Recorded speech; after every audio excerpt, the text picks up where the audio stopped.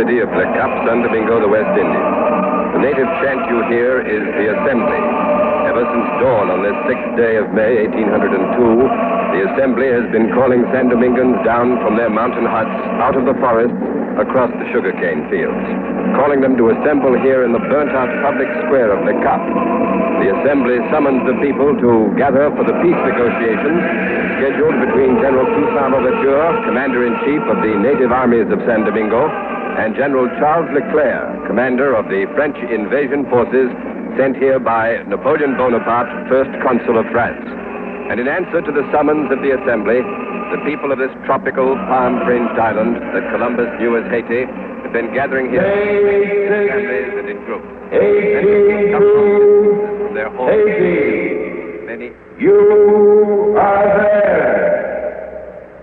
The people of San Domingo gather in Le Cap with a cherished dream in their hearts. Can their liberty be won across a conference table? CBS takes you back nearly 147 years to the climactic moment in the struggle between European imperialism and an enslaved people for freedom. All things are as they were then, except for one thing. When CBS is there, You are there. You Are There, produced and directed by Robert Louis Cheon, is based on authentic historical fact and quotation. And now, The charred city of Le Cap and John Daly. Homeless by the burning of their houses. Some are refugees from the hills, tall, straight, carrying baskets with their meager belongings on their heads or on the backs of scrawny burros. Their faces are stained with tears, tears of desperate anxiety. All of them are fervently hoping that the coming negotiations between General Toussaint and General Leclerc will bring the Negroes of San Domingo the complete and guaranteed abolition of slavery by the peaceful method of discussion and compromise. For 12 years, the San Domingans have been fighting for their freedom. Yesterday, according to military observers, General Toussaint's armies needed but one final thrust to throw the French invaders back into the Caribbean Sea. Suddenly, the French General Leclerc, a brother-in-law of Bonaparte, asked for an armistice. And shortly thereafter, this forthcoming meeting was arranged by General Henri Christophe, Toussaint's lieutenant here in the north of San Domingo. Toussaint is expected momentarily at the commandeered mansion on the public square where the talks will take place. General Christophe, however, has already arrived. He's standing here with me in front of that mansion. General Christophe, why did you agree to this armistice when victory was in your grasp? We had victory, but we did not have liberty. If we drive Leclerc to the sea, if we drown the French in their own blood, Bonaparte will send more Frenchmen to kill Frenchmen. Remember, monsieur, we too fly the tricolor. We too sing the Marseillaise. Well, then you think that General Leclerc is ready to guarantee the freedom of the slaves? We are not slaves, monsieur. We have our freedom. Our cane fields, they are fertilized by the broken bones of my brothers who won our freedom. But General Christophe, you've been fighting all these years for the guarantee of freedom. Do you think that at last the French are ready to guarantee it? That we must wait to see, monsieur. But if the French are ready, they must recognize our constitution which forbids slavery. But Bonaparte has already rejected your constitution. I know that. But this time we have the hand over him. This time Bonaparte's army is bleeding to death. They have lost 50,000 soldiers, 10,000 sailors to our muskets, and to yellow fever. Their hospitals, they are filled with sick and dying. Every day, 50 corpses are carried out of the hospitals and dropped back into the sea from which they came. This time, Bonaparte must sign our constitution, or we will fight until the last of the French troops are blown down like so many cards in the wind. Thank you, General Christophe. I hope the coming talks will indeed end this procession of death. The general walks up the steps of the mansion now. He's a giant of a man, tall and powerful in his gold-braided coat and white-plumed hat. General Christophe spoke feelingly of the long history of death on this island. To many, death did not come easily. It came by torture. Isn't that true, Captain Francois? Torture indeed, Monsieur Daly. Torture. That is how the French took my eye. Captain Edgar Francois is an officer of General Toussaint's staff. He's been assigned to us to act as interpreter for the coming discussions. Now, Captain, why did you lose your eye? Monsieur Daly, the French, they are very logical. For talking back to a Frenchman, they pluck out one eye. For striking a Frenchman, they bury you up to your neck in sand. They smear sugar on your face, and they let the ants feast upon your head. In this case, the head of my brother. My sister, she was a cook to a Frenchwoman, and one day Madame did not like the roast, so she roasted my sister. She ordered her thrown into the oven. Yes, Monsieur Daly. For me, the French have made torture a family affair. And I fight with Toussaint Louverture with all my heart. Captain Francois, General Toussaint's last name of Louverture means overture in English. Why does he use that? We mean he was the beginning, the opening of the door to freedom. He's also called the Black Moses. The Black Moses who has led his people out of bondage. For me, Toussaint is like Jean d'Arc. He's like a Messiah. And it was prophesied that he would come. What was that prophecy? It was written by a French priest, Liberates. Nations of Europe, he said, your slaves are not in need of your generosity in order to break the sacrilegious yoke that oppresses them. The Negroes lack but a thief. Where is the great man? He will appear. We have no doubt of it. He will show himself. He will unfurl the sacred standard of liberty. And when General Toussaint read that, he knew that he was the appointed one. Thank you, Captain Francois. The small group of native singers and drummers here continue to chant and beat out the assembly. Let's listen to it for a while.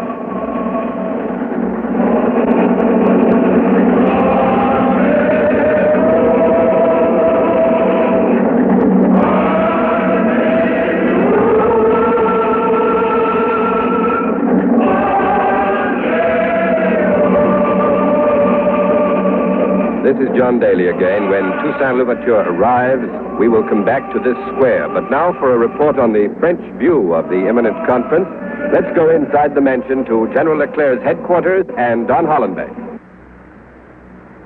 The atmosphere here inside the mansion where the conference will take place is in marked contrast to that which John Daly has been describing outside. There's no tension here, no desperate anxiety. There's no sign of the devastation of war. In this richly decorated marble hall with latticed windows, there's a small group of elegantly dressed men and women, members of General Leclerc's staff and their ladies. They're standing about chatting. Some are dancing a gavotte to the music of a small orchestra. When General Toussaint arrives, there'll be a banquet before the conference begins. General Leclerc is here with us. General Leclerc, sir, this display of luxury seems somewhat more fitted for a festive occasion rather than a sober peace conference. Perhaps it's supposed to dazzle and impress the simple tastes of General Toussaint Louverture. Not at all, monsieur. Toussaint is a great epicure. He will enjoy this. No, this is mostly for our ladies. Poor souls, they have had a hard time of it. They expected gaiety when they came to San Domingo. They brought with them their gold dinner plates. And now at last they have a chance to use them. No, besides, this food can be a symbol of the plenty that this island can know if there is peace. We can here be a veritable garden of Eden. Well, yes, General Leclerc, and some people think this banquet is a sort of celebration of your good fortune. Our good fortune? How is that? Well, yesterday your armies were on the verge of defeat, and today your enemies are talking peace. Defeat? That is absurd. Why, my brother-in-law, Napoleon, the first consul, you know that he is. I'm aware of that, yes. He could send me 20, 30, 50,000 troops in the next month. I could go on fighting forever. But no, there has been enough bloodshed. We meant to make an end of this. Napoleon and I. We want only law and order. Yes, sir, but Toussaint Louverture said that he had law and order while he was governing the colony peaceably. While he was governing the law and order. You call that law and order when this colony has suffered civil and foreign war for 12 years. When La Bastille fell in Paris 13 years ago, there were here 30,000 white people, and now, you know, there are less than 10,000. And this is not all. The plantation, the beautiful cultivation, all have been destroyed, Thomas? Yes, all right, General, but all that destruction was the result of the people's struggle against slavery. Are you prepared to guarantee in the name of Bonaparte that slavery will never be restored on this island? Oh, certainement, monsieur. Of course, I swear before the face of the Supreme Being to respect the liberty of the people of Saint Domingue. All right, then, General Leclerc. Why did Bonaparte reject Toussaint Louverture's constitution, which expressly and forever forbids slavery? Oui, the Constitution. I'm very glad you raised this point. The first consul had said that this Constitution contains many good things, no? But it also contains many bad things, contrary to the dignity and the sovereignty of the French nation.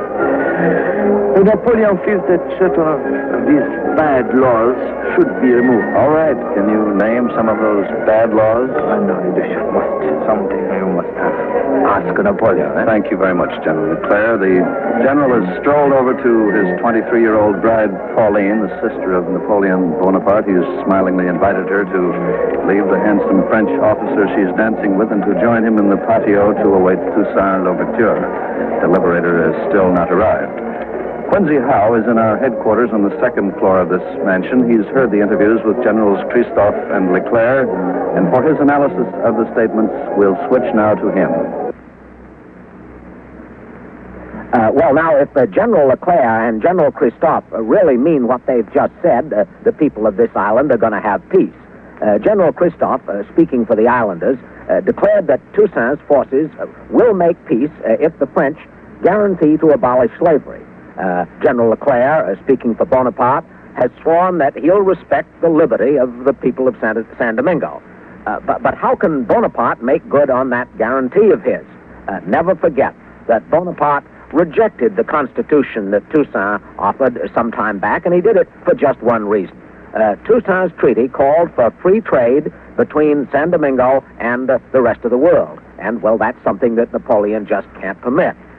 10 years ago, the French did 2/3 of all their overseas trading with this one island of San Domingo. Now the French have lost all that business and all those business profits. Above everything else, Bonaparte must make San Domingo, once again, the economic vassal of France.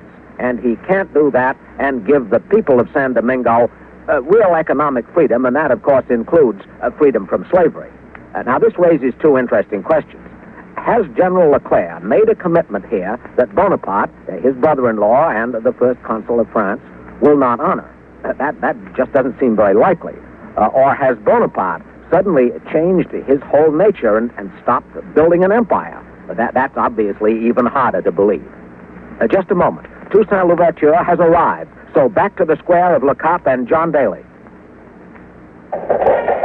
Riding a black charger escorted by dragoons, General Toussaint Louverture has arrived for this critical peace parley. The crack dragoons, about 300 horsemen, their swords drawn, are riding behind the Negro Liberator. In front of General Toussaint are two trumpeters magnificently dressed in red uniforms and wearing silver helmets. The general himself wears a blue jacket with a flowing cape, red cuffs, gold lace, and epaulettes. And a large sword hangs by his side. Of medium height, powerful and wiry, he presents not a graceful, but nevertheless a dignified figure. There seems to be an undercurrent of mixed fear and hope among the people here. Young Negro women are now strewing his path with flowers. General Toussaint has reached the headquarters mansion and dismounted, and the company of dragoons halts behind him. Toussaint is walking up the steps as the crowd hails him with cries of "Long live Toussaint!" He has a homely face, a stern, forbidding jaw. The general is alert, his eyes flashing. A man in the crowd has just cried out, I think he shouted, "Death to the whites," and the crowd has taken up. Is that right, Captain Francis? Yes, Monsieur Daly, that is right. The general won't like that. His hatred of anyone who introduces the question of color into this revolution for freedom is well known. As a matter of fact, he ordered his own nephew shot for the massacre of some whites. The general has walked quickly to a table on the portico, takes up a jug of water, and turns to face the crowd. He raised his arm, and the crowd falls silent. The crowd stands there very quietly as Toussaint begins to speak. Captain Francois, translate, Et ici un brot d'eau claire pour les frères noirs est la masse d'eau claire. Je mets un doigt de vin rouge dans cette mer d'eau claire comme ceci. Le vin rouge has dropped a thimbleful of red wine into the water. He has compared my black brothers to a mass of clear water. And he has asked, can you tell me which is which?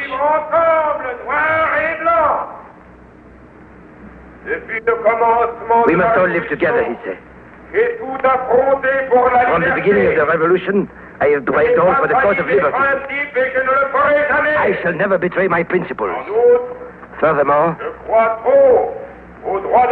I am too much a believer in the rights of man to think that there is one color in nature superior to another. I know a man only as a man. General Toussaint has turned and walked into the mansion, his red cape flowing, epaulettes flashing in the sun. A truly heroic figure. He is followed by his staff. Captain Francois, you'd better go inside and give my colleague a hand. And now into the mansion and back to Don Hollenbeck. Toussaint Louverture has entered the hall. The guests are applauding him, and Toussaint acknowledges it. He's bowing graciously. Madame Leclerc has moved forward to greet Toussaint. She's curtsied to him. He acknowledges her greeting with a graceful bow. General Leclerc has now come up. The two generals acknowledge each other. Permettez-moi, madame. General Leclerc and Toussaint are now escorting Madame Leclerc to the head of the table. They're chatting amiably. Toussaint will sit at Madame Leclerc's right. The guests are taking their places now. The atmosphere seems friendly enough. This is a mixed company of guests, Toussaint's staff officers and the men of General Leclerc's staff and their wives. The guests are all seated now. Madame Leclerc offers General Toussaint a glass of wine, but he takes only water. Now General Leclerc is speaking, and here's Captain Francois to translate.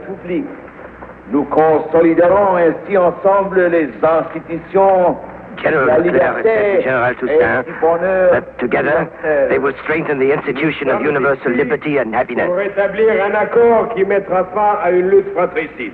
General Toussaint replied, we are here to arrive at some reasonable terms that will end this war of brothers. I have no further desire than that liberty and equality shall reign in San Domingo. Laissons nos invités à leur réjouissance et retirons-nous dans mon bureau où nous pourrons discuter les termes de la paix. General Leclerc has suggested that he and General Toussaint retire to Leclerc's study to discuss the terms of peace. No, we'll discuss them here, says General Toussaint. En ce qui concerne l'esclavage. What is your intention with regard to slavery? Bien sûr, devons l'être suprême de respecter la liberté du peuple de Saint-Domingue. General Leclerc has sworn to respect the liberty of the people of San Domingo. Favorable au peuple et à l'armée. Toussaint replies, good, I accept everything which is favorable to the people and for the army.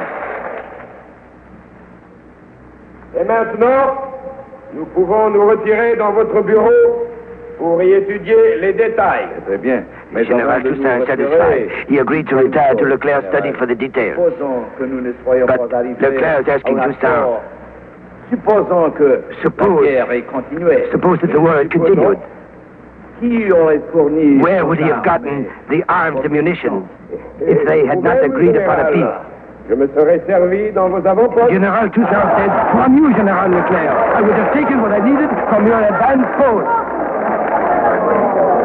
While General Leclerc, laughing at Toussaint's quick and ready reply, has led the way out of the hall to his study, Madame Leclerc has signaled the orchestra, and it's now playing the air of Louis XIII. This, by the way, is the first time the orchestra has had an opportunity to play since Bonaparte's sister brought it here from Paris 4 months ago. Some of Toussaint's officers have started to accompany their commander-in-chief, but the Liberator stopped them with a wave of his hand. Apparently, he prefers to settle the details of the peace terms alone. The two generals have left the hall now. The banquet has begun. We'll wait here for the return of Generals Leclerc and Toussaint, but the terms of the agreement on the basic terms for peace has already reached the square outside, so back to John Daly. The people here in the square are wild with joy, and the native singers are beating at their drums and chanting, and the people have taken it up now. It's the chant, the rejoice. People are chanting with them, clapping their hands and dancing in the streets. On their faces is the sign of the relief and joy the measure of triumph that they feel at this turn of events, at the happy accord which was achieved inside as was brought to you by Don Hollenbeck. And now, for just a moment, let us listen to the rejoicing.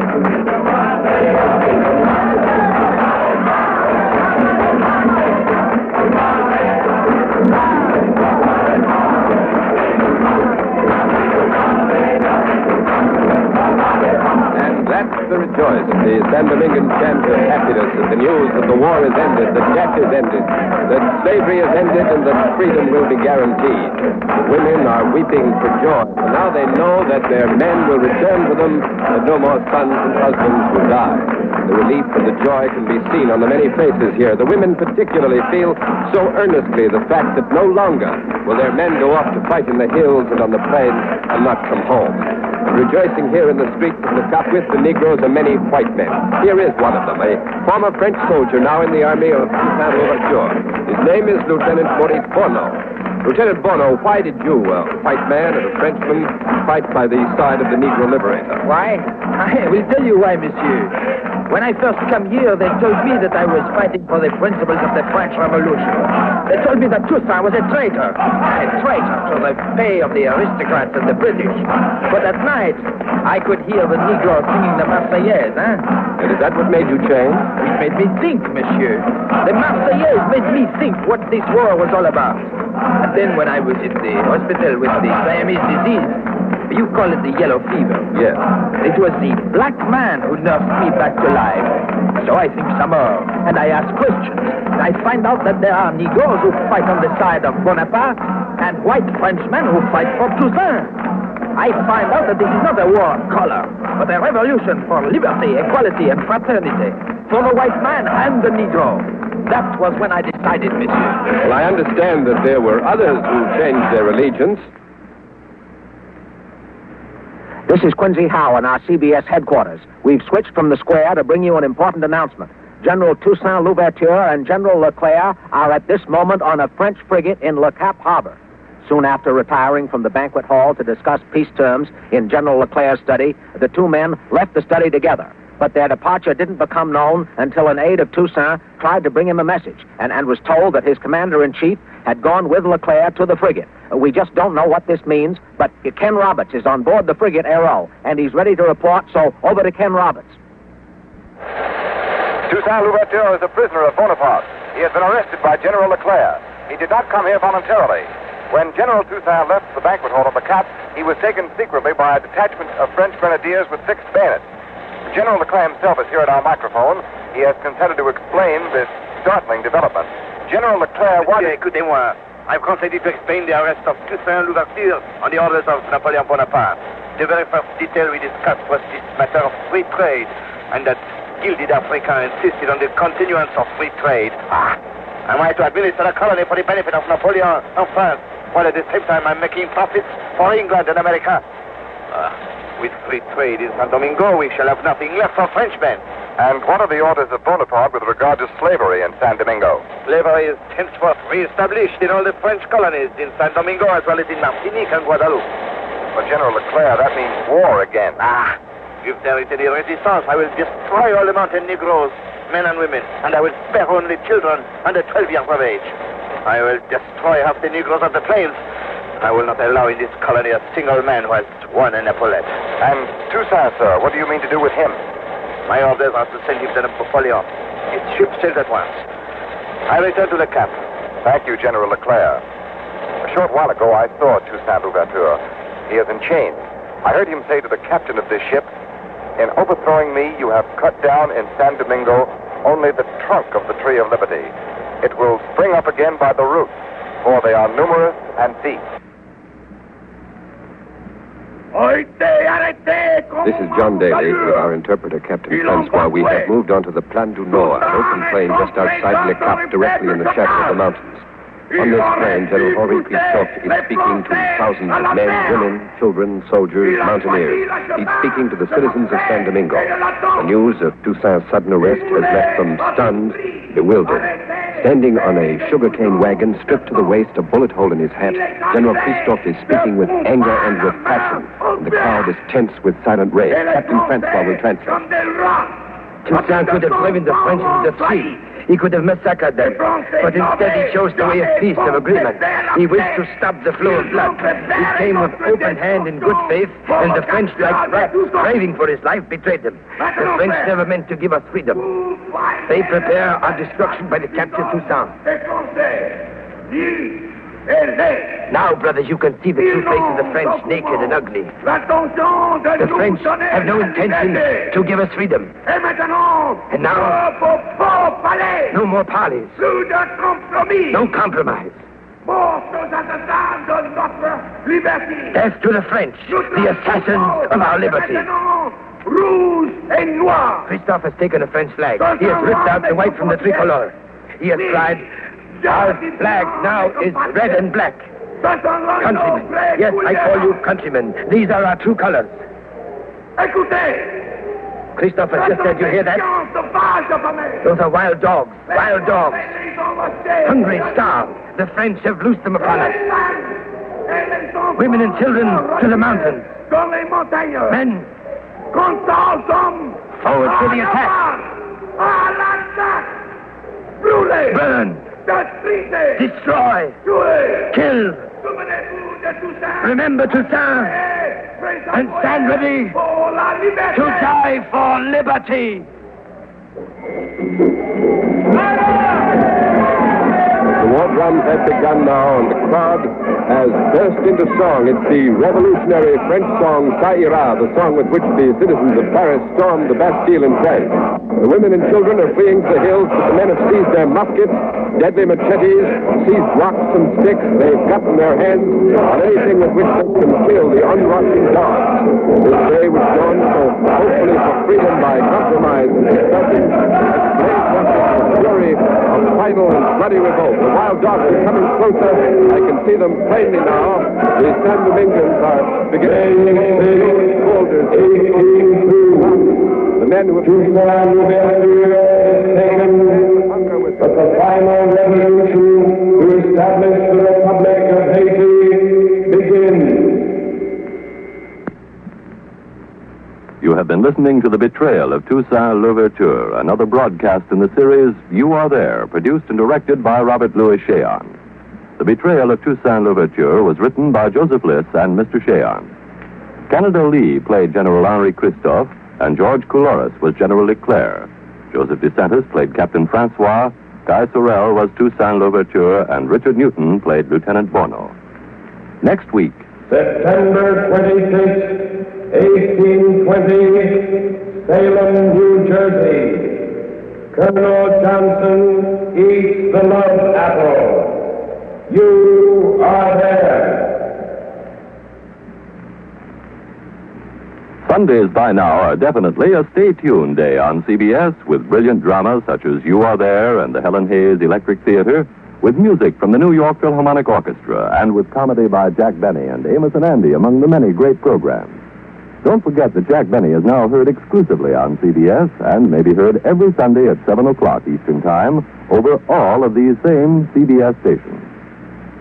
This is CBS, Jack Benny's new address, the Columbia Broadcasting System.